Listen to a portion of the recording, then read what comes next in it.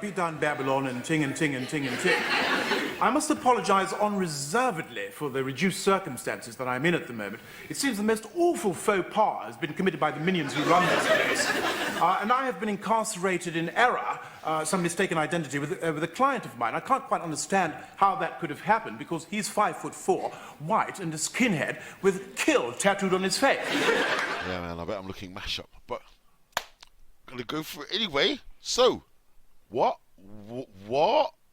you say to me? What? Black barrister mistaken for defendant 3 times?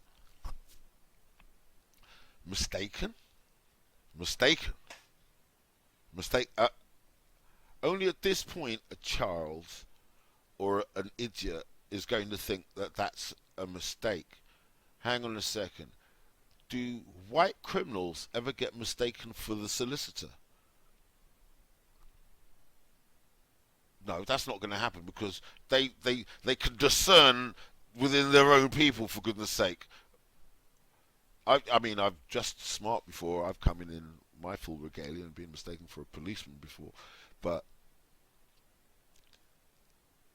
when you're dealing with courts and the security that you have to go through in a court, and the metal detectors and the security on the door, and you show your badges on, you show your ID on the way in and on the way out, and going into, they know who you are. They know who you are. All right, darling. They're putting you off your game. You're a beautiful mixed race girl. They know within their soul that there is no way that you would ever be interested in them in any way, shape or form. They're preempting that knowledge and putting you off your game by doing... really? I had no idea. I thought... And hold on a second. What if I told you Britain's top policeman, Britain's top black policeman, or someone who alleges them to have been one of the long-standing top black policemen, have experienced exactly the same thing? Oh, I did a blog a couple of weeks ago. Remember I did a blog a couple of weeks ago? Hold on a second. You need to have a look at it. Yeah. I did a blog a couple of weeks ago. Do you remember I just did a blog not some time ago, and we were talking about this DS Rashid guy, who had been, working as a detective. And look, in my years as a detective, I moved from quiet acceptance into challenge mode. Oh, challenge mode. When a white defense barrister who jokingly asked what special golden path I had taken in life not to find myself in the dock as one of the 6 black youths accused of robbery, occasion which I was the lead detective, I explained that I found her lack of social awareness worrying, and questioned her suitability as the accused defense barrister. The defense barrister of the black boys was going to the black man on the lead detective as the lead detective. So what golden path would you take so as not to end up in the dock? That was DS Rashid. Remember that? Okay. Now we have black barrister mistaken for defendant 3 times, gets an apology.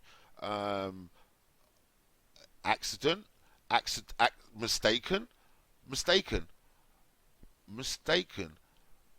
Any of you know what this document is? This document is something called the Macpherson Report by Sir William Macpherson of Colney. Okay, and it's the this was the and you can download this. This is the PDF after the investigation into the killing of Stephen Lawrence, and he determined at the end of that the police were institutionally racist. So I'm just going to try and make a leap of logic here. Now, stay with me. If the Macpherson Report deemed the institution known as the police force racist, and the police force work hand in hand with the judiciary. Hold on now.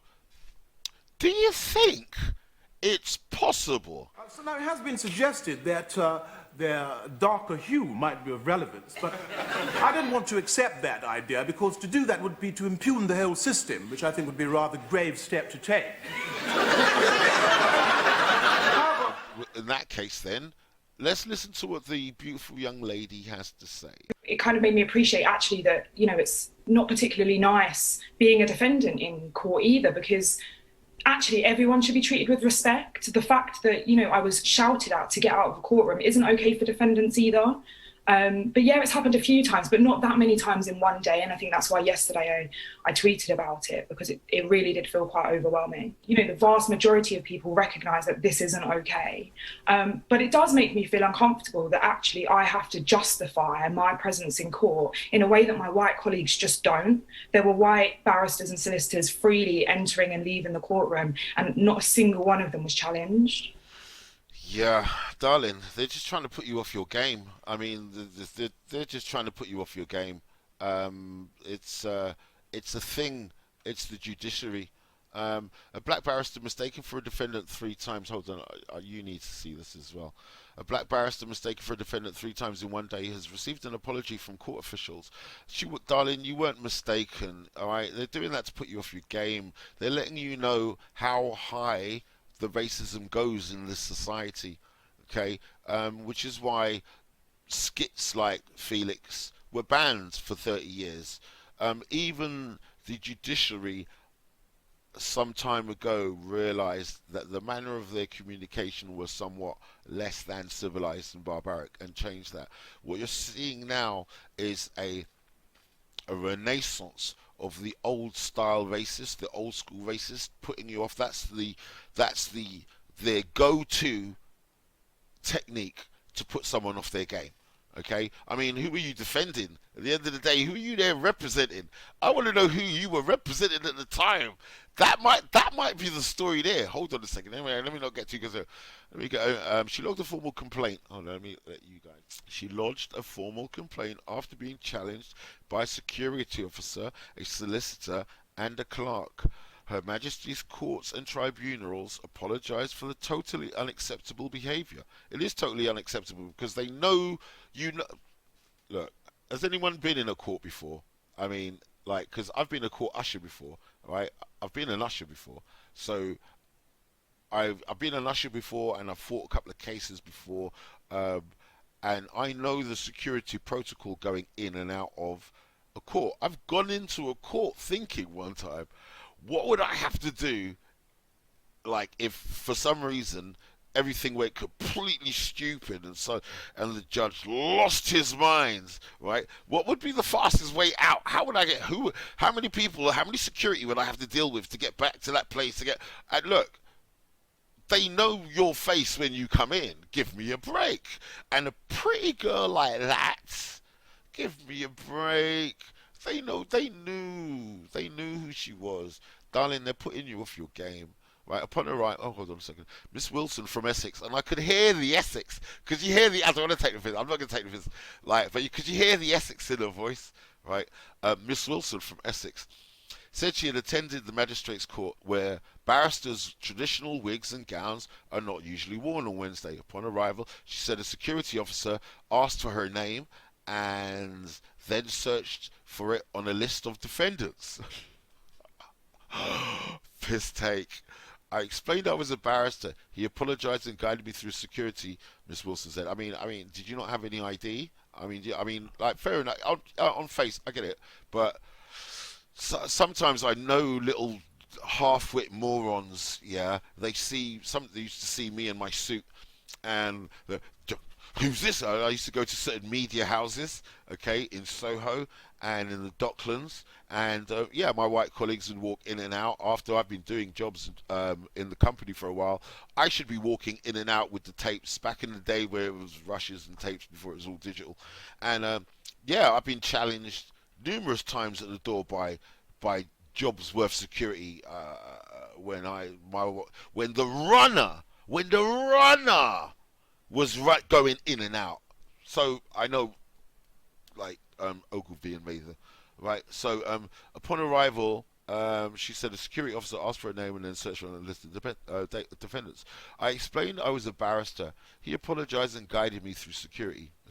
After meeting her client, She tried to enter a courtroom to discuss the case with the prosecutor. Another barrister or solicitor sitting at the back of the court told me to go outside and wait to sign in with the usher for my case. Disrespect. Obviously, you must have had balls to challenge him there and then at the time. You're just recording it, right? I explained again I was the barrister, and she looked awfully embarrassed and said, I see. I see. Yeah, whatever. Yeah, about I see. They knew who you were. They're putting you off your game. They're putting you off your game, right? At this point, I was already pretty annoyed, but I went over to the prosecutor, and then the clerk told me very loudly to get out of the courtroom because I had to wait for my case to come on. I was nearly in tears. I said again, I'm a defense barrister, and she nodded her head and turned back to her computer. In addition, she said a member of the public thought she was a journalist and told her only lawyers can go into the courtroom. I mean, that's institutional racism. They're all on the same page. They're all on the same page. And they're doing it to wear you down. Yeah. We're in the time of Boris Johnson, the half-wits now. The half-wits don't even need to use intelligence anymore.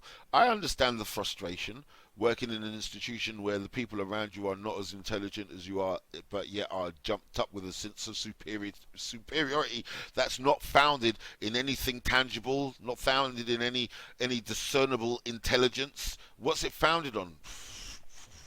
Some ethereal belief. Just I can't stand it. Does my brain in.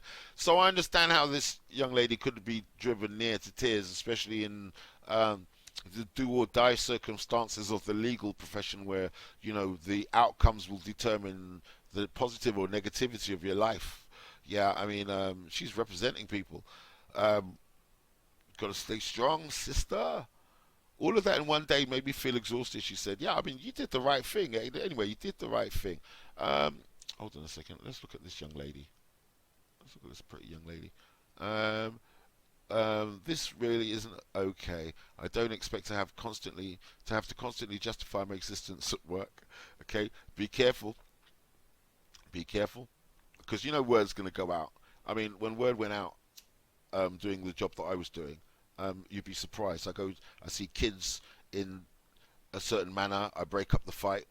They see me coming. Some of them run because they see me coming, and you got the policeman wanting to stop me and talk to me because 30 or 40 students just went because they saw me coming, right? Who's this guy? No, we're going to apprehend him. We're going to talk to him. I was like, dude, that was nearly a scene in itself. A lot of them came back, hey, no, you're trying to tell us trouble, sir. Funny. Anyway, everyone should be treated with respect, she said. The fact I was shouted out to get rid of the court isn't okay for defendants either. No, it isn't. Total disrespect. HMCTS Acting Chief Executive Kevin Salter said, I'm very sorry about your experience at court yesterday. It's totally unacceptable behaviour. He said he would be investigating the role of his staff and contractors as a matter of urgency. No, he won't. No, he won't. This is not the behaviour anyone should expect, and certainly does not reflect our values. Yes, it does. It does. It reflects the values 100%.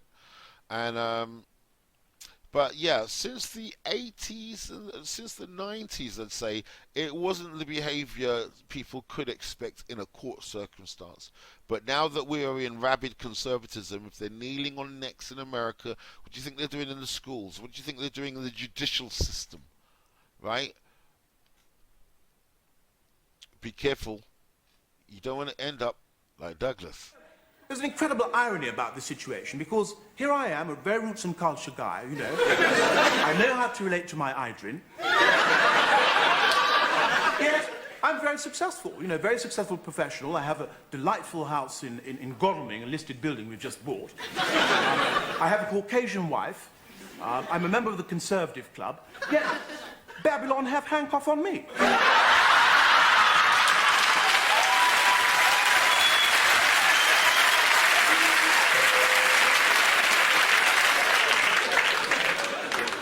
Me no.